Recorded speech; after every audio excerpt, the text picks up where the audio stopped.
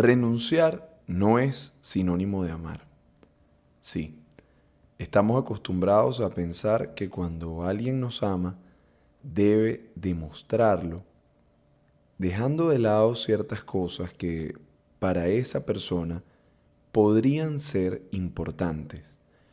Esa persona debería cambiar, debería ser capaz de demostrarnos que no hay nada más importante que nosotros en su vida. Y si bien esta idea pudiera estar muy arraigada en nuestra mente, vamos a analizar en este episodio número 55 de Fuera de Consulta a dónde nos lleva. Mi nombre es Abel Saraiva y esto es Fuera de Consulta, un podcast dedicado a pensar la vida desde la mirada de un psicólogo psicoanalista fuera de consulta. Vamos.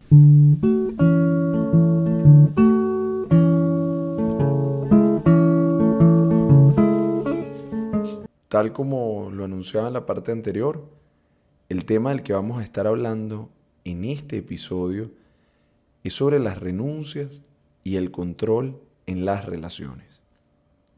Pero antes permítanme contarles algo sobre esto que me atrevo a llamar es una nueva temporada para Fuera de Consulta, en la que vamos a volver al formato inicial, donde va a prevalecer el audio sin imagen, donde cada quien se conectará desde lo que esta conversación que sucede entre ustedes y yo nos lleve, ¿no? Nos vamos a conectar desde ese lugar. He tomado la decisión de volver a ese origen como más, no sé, puro del podcast, dejando de lado un poco ese peso de la imagen que no quito que vuelva, pero siento que en este tiempo, bueno, es parte de lo que quiero experimentar. Y como este es un podcast casi artesanal, en el sentido de que lo hago, lo creo, lo edito yo, y que pues por lo pronto no es una fuente de dinero, sino que es una ventana para poder expresarme, pues bueno, he decidido hacerlo así, pero con el respeto profundo que siento por las personas que me han acompañado y que escuchan este podcast. Bueno, pues quería compartirles un poco de dónde viene esta decisión. Ahora bien, volviendo sobre el tema, he estado pensando a partir de anécdotas de amigos, de mis propias experiencias de vida. ¿Qué lugar tiene la renuncia en nuestras relaciones? Cuando nos gusta a alguien, en principio nos conectamos con ese sentimiento de lo que el otro causa en nosotros y muchas veces en ese proceso o durante el mismo dejamos de lado ciertos elementos que ciertamente pueden volverse conflictivos más adelante en una relación y que, bueno, les restamos importancia o no los vemos como tan significativos, pero que con el paso del tiempo empiezan a volverse, bueno, puntos centrales dentro de la relación. A veces conocemos a una pareja en un contexto que ya nos sugiere hacia dónde van las cosas y sin embargo nosotros tenemos como la fantasía de que serán distintas. Pongo el ejemplo clásico para esto. Tú conoces a alguien en una rumba, en una fiesta, y es alguien que ama bailar, que ama fiestear, que ama la calle, la noche, en fin. Y luego pareciera que se produce una especie de cortocircuito en nosotros que nos lleva a pretender que esa persona, al estar con nosotros, va a dejar de lado esa parte de su vida. Y empezamos como a introducir pequeños cambios, pequeñas presiones que nos llevan a querer que el otro deje un poco de ser lo que inicialmente era. Y hay que separar claramente la idea de lo que significan las posibilidades de mejora para cualquier persona en su vida y nuestro deseo de controlar quién es el otro. ¿Por qué lo digo? Porque el deseo de mejorar, de cada día hacer las cosas, eso, mejores, ¿no? De querer transformarnos, de crecer, de renunciar a ciertos hábitos que no nos hacen bien y sustituirlos por otros mejores, es una aspiración perfectamente válida y legítima. Pero esa aspiración debe venir necesariamente de nuestro interior, o al menos es algo que debemos desear hacer. ¿Y dónde viene el problema en las relaciones de pareja, de familia o en general? Cuando nosotros queremos volvernos el centro de ese cambio o la motivación fundamental que va a llevar a esa persona a ser distinta. ¿Y por qué digo que esto es un problema? Bueno, esto es un problema porque la experiencia me ha llevado a entender que nadie cambia porque otro se lo pida. Cambiamos porque hay algo en nosotros que nos hace sentir, ver, pensar, creer que ese cambio es necesario y que además estamos dispuestos a pagar el precio que implica hacerlo. Entonces, ¿qué ocurre? Que bueno, le pedimos al otro que cambie y dependiendo de qué es lo que le pedimos que cambie, esa persona se va a ver en la decisión de decir, bueno, si cambio, complazco a mi pareja, le demuestro lo mucho que quiero y sigo, o si no cambio, bueno, empezamos a desgastar con esa fricción la relación y eventualmente pudiera terminarse. Ahora, ¿qué ocurre? En la práctica, cuando ese deseo de cambio, como lo decía, no viene de la propia persona, lo que la mayoría de las veces ocurre es que el que es presionado a cambiar básicamente se aguanta y entonces empieza a reprimir el deseo de hacer o ser quien era o lo que hacía. Y entonces, bueno, está como contenido y en las primeras oportunidades que tenga, pues bueno, eso todo va a aflorar de una manera poco agradable. Entonces, ¿qué sucede? Por un lado tenemos lo que significa pedirle al otro que cambie para demostrarnos su amor.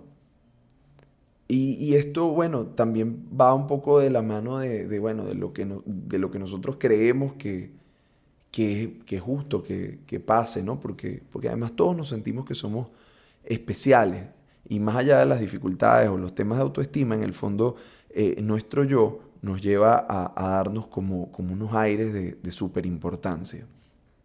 Pero realmente ahí hay un punto que a mí me parece que es poco sano.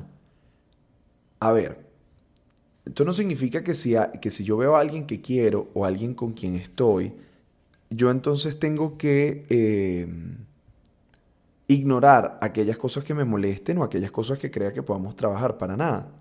Yo le puedo hacer ver al otro, mira, esto que tú estás haciendo me afecta la relación.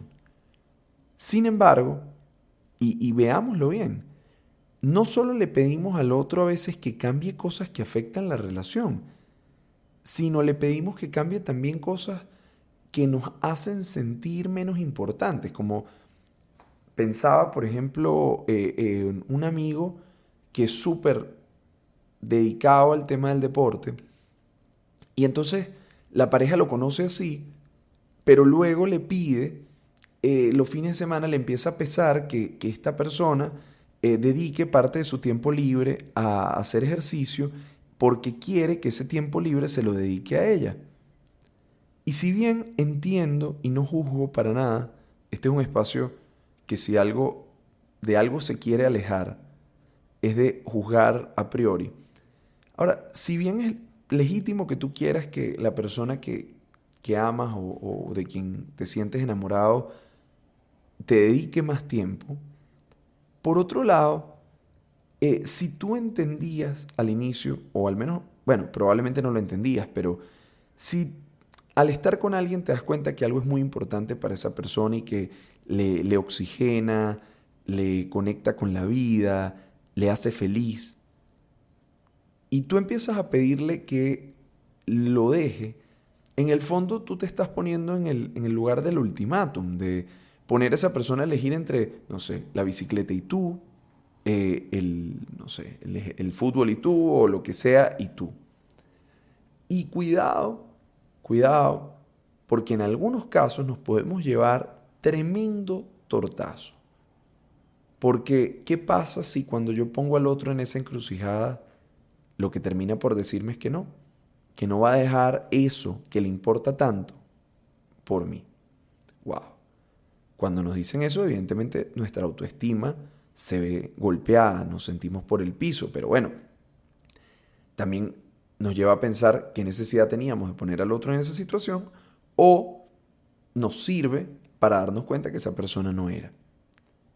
Y sobre todo creo que hay detrás de ese punto en el que queremos ser el centro de la atención plena del otro, en el que nos llevamos innecesariamente a competir con cosas que no tendrían por qué competir, sino coexistir. Porque es distinto decir, oye, me gustaría que me dedicaras más tiempo, a pedirte que dejes de hacer eso que te gusta, pensando que inclusive si tú lo dejas de hacer, ese tiempo que te sobra lo vas a invertir en mí. Por ahí creo que el destino nos lleva a resultados generalmente infelices. Ahora, cuando pasamos al otro lado y tiene que ver con lo que hablaba antes del control, entonces tenemos también esa fantasía de que nosotros podemos llevar a que el otro sea distinto y empezamos a exigir, a presionar, a controlar. Y cuidado que se nos puede ir la vida estando tan pendientes de lo que hace el otro, cómo lo hace, por qué lo hace, exigiendo, reclamando, insistiendo tanto, que se nos pasa la vida y nosotros, ¿qué hemos hecho con la nuestra? No sé si me explico. Es como si de tanto querer la atención o de tanto querer conquistar al otro, terminamos olvidándonos de nosotros.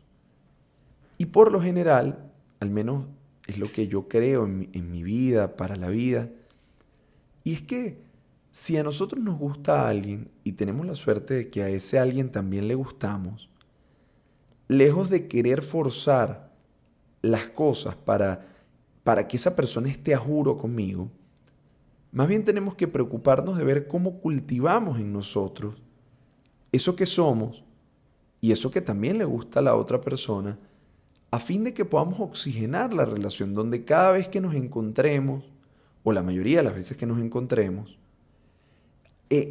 podamos extraer algo, podamos sentirnos que nos alimentamos, que nos nutrimos, bueno, que tenemos ganas de vernos, ¿no?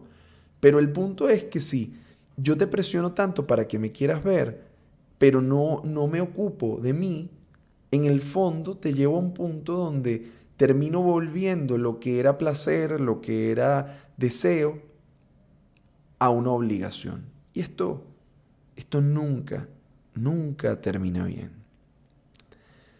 Yo escuchaba recién una situación donde un grupo de personas que, bueno, se tenía mucho cariño, en un momento dado, parte de ese grupo se reúne en un lado, mientras que los otros dijeron como, bueno, como estos se reunieron, vamos a reunirnos nosotros también por nuestro lado.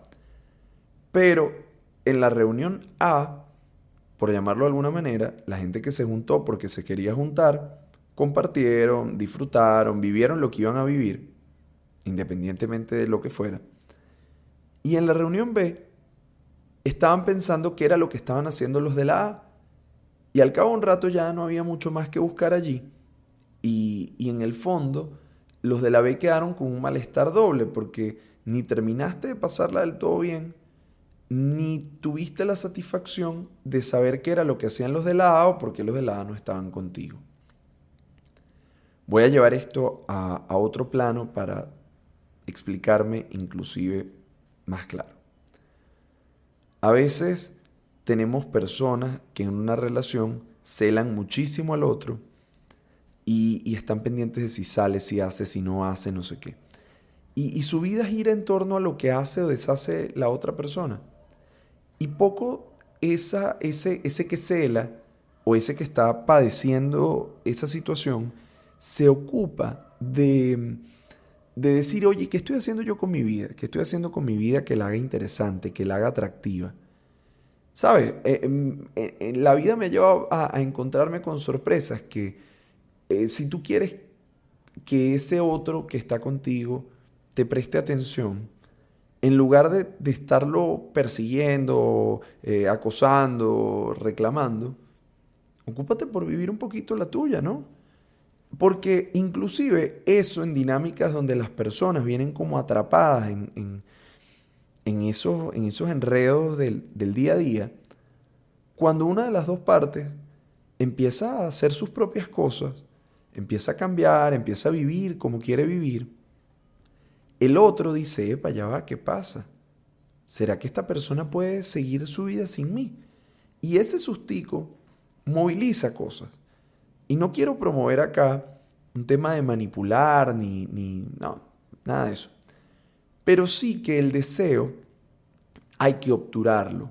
Es decir, con el deseo hay que jugar. Y jugar implica maniobrar de manera tal que el otro tampoco nos dé por sentado. Porque aquel que es celado sabe que del otro lado hay una persona que lo ha vuelto lo más importante de su vida.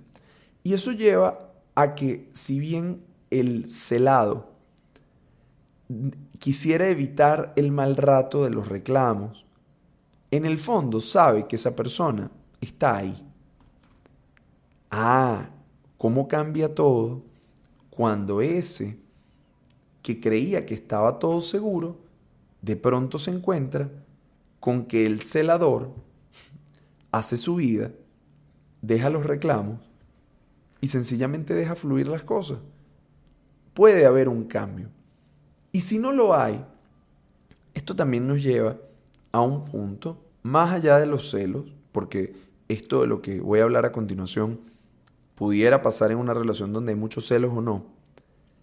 Tiene que ver con lo siguiente, que como decía, pretender que el otro deje lo que le hace feliz para demostrarme cuánto me quiere, al final lo va a llevar a ser infeliz y ni me va a querer a mí, ni se va a querer él mismo.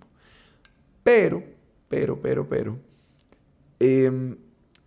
lo que sí tenemos que hacer, y esto es una responsabilidad particular, es poder comunicar lo que para nosotros es importante, porque a veces el otro ni siquiera sabe que lo que queríamos era un poco más de tiempo, un poco más de atención, en fin.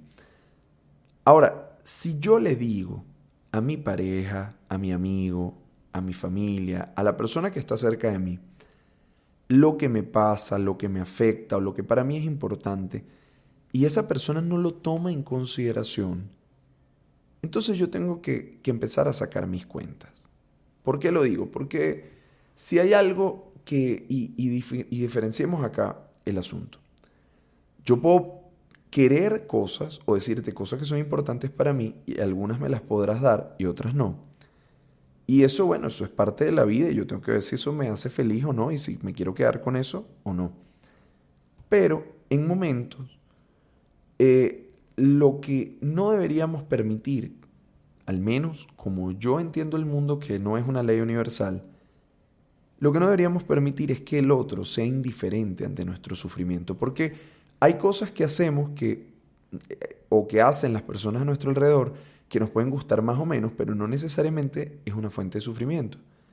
Ahora, pero si lo que hace el otro a mí me produce dolor y sufrimiento, y se lo hago saber, y el otro no está dispuesto a cambiarlo o a negociar o a hacer ajustes para evitar ese efecto, entonces me están dando un mensaje que es muy claro y que yo tengo que ver si estoy dispuesto a aceptar o no.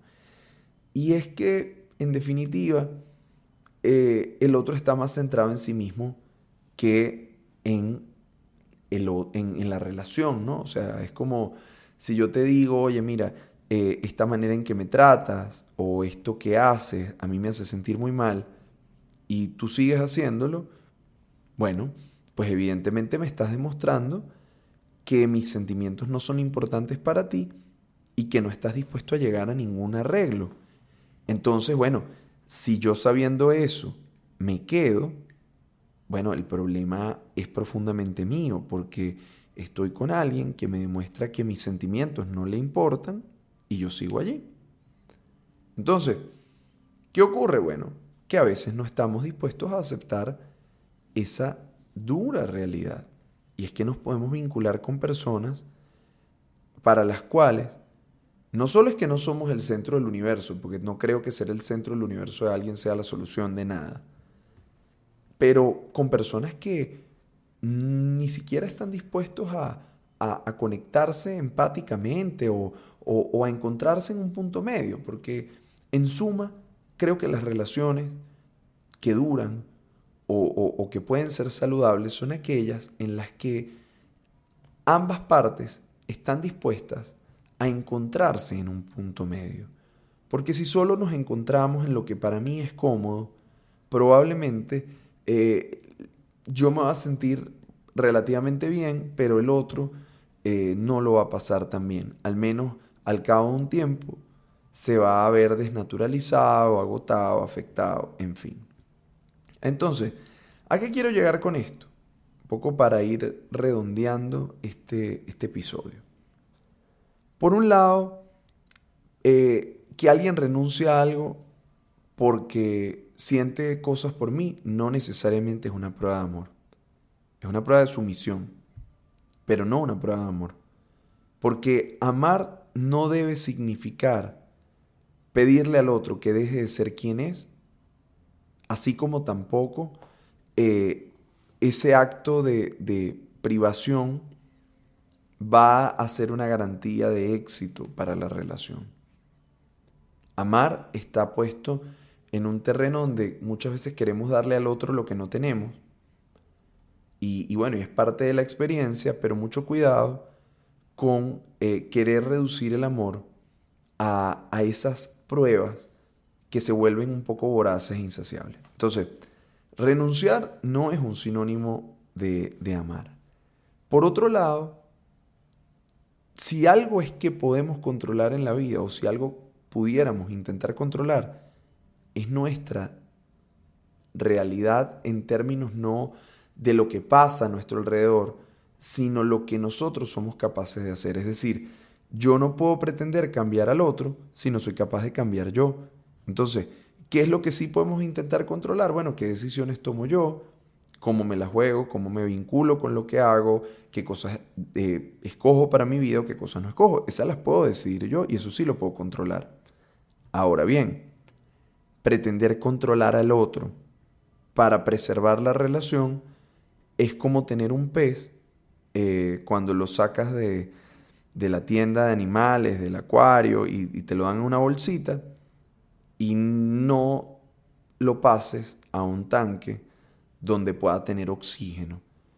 Si pretendemos controlar al otro restándole el oxígeno, al final estamos condenando nuestro vínculo a muerte. Entonces, el control no es una solución salvo que estemos pensando en el autocontrol, que bueno, que es un camino legítimo, pero en el que también, bueno, tenemos que asumir nuestra responsabilidad. Y por último, esto que venía planteando, y es que renunciar a la idea de, o ceder ante la idea de que podemos controlar al otro, no implica que nosotros debamos dejar de lado aquello que nos importa y nos afecta. Eso debemos comunicarlo claramente. Y debemos comunicarlo claramente y estar muy pendientes de cuál es la respuesta de esa persona a quien se lo estamos planteando. Porque quien es indiferente ante tu dolor o ante tu sufrimiento, te está mostrando cuál es el lugar que ocupas en su vida. Y si tú te quedas con alguien a quien no le importa lo que te daña, probablemente vas a tener una vida de mucho dolor y sufrimiento. Entonces, ¿qué sí creo que vale la pena? Bueno, cuando planteamos lo que nos pasa y el otro defiende lo que le importa, pero al mismo tiempo es capaz de negociar y es capaz de construir soluciones que nos permitan compartir ese afecto que sentimos sin que nadie salga intencionalmente lastimado. Entonces, como ven, este es un tema complejo.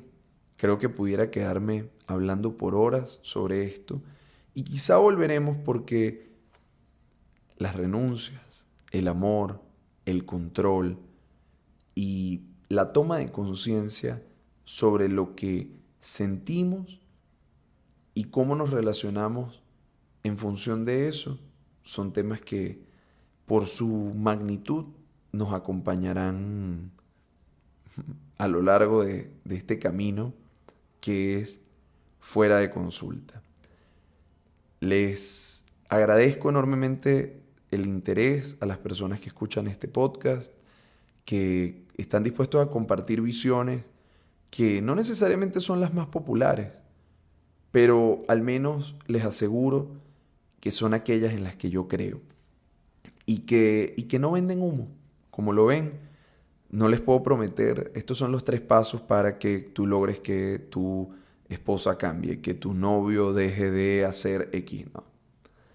Acá la vida no es un recetario, eso está bien para la cocina, pero no para las relaciones humanas. Entonces, construir cambios requiere tiempo, ganas, esfuerzo, se paga un precio, pero yo creo que es un precio que vale la pena. Nuevamente contento de encontrarnos una vez más acá. Les invito a que se suscriban en su plataforma de podcast favorita. Bien puede ser Apple Podcast, Spotify, Google Podcast o cualquier otra plataforma que utilicen. Igualmente se pueden suscribir a nuestro canal de YouTube, @fuera de consulta. Y no olviden seguirnos en @fuera de consulta en todas las plataformas y @Abel Saraiva. Vamos a mantenernos en contacto y me encantaría leer o escuchar qué les mueve este episodio. Nos vemos o nos escuchamos, mejor dicho, en una próxima oportunidad.